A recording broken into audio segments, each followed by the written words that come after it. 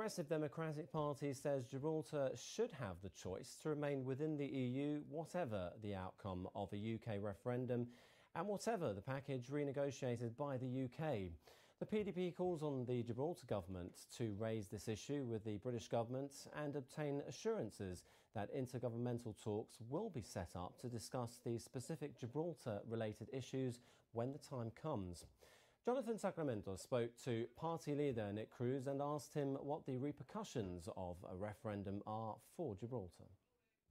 Well, it could affect us hugely if the British were to leave the EU, depending on the terms upon which they left, or even if they stayed, depending on the terms of their relationship, could affect us enormously, because inevitably our membership is governed by their relationship, as it is at the moment. So it could affect passage through the frontier, it could affect our rights where we go throughout the EU, it can affect, importantly, business and the amount of business we're able to do.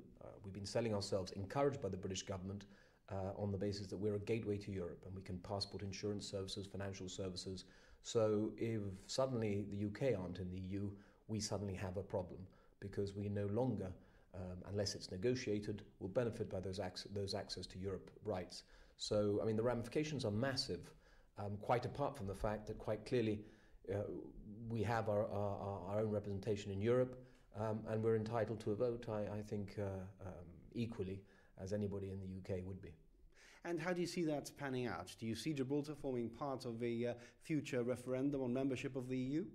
Well, I think we must, as a matter of right, have a say on that, because we have our own MEP, albeit we share it, but we have our own MEP. But I think importantly, we need to decide what's good for Gibraltar in terms of membership of the EU. So whether Britain decide to leave post referendum, if the Conservatives are elected and they give a referendum, or whether they decide to stay, and the terms in which they stay, they affect us massively. And what I think we need to do, and I'm sure the government are thinking about this, and we encourage them to do so, is to early on make the point that we need to have a quite free choice in this process, and any negotiations that they have must, to some extent, include our interests, both in relation to a possible exit, or in their case, or even if they stay, to make sure that our rights and our finance centres, our jobs, are protected by the status that we feel is important for us, and not just what is in the interests of mainland UK.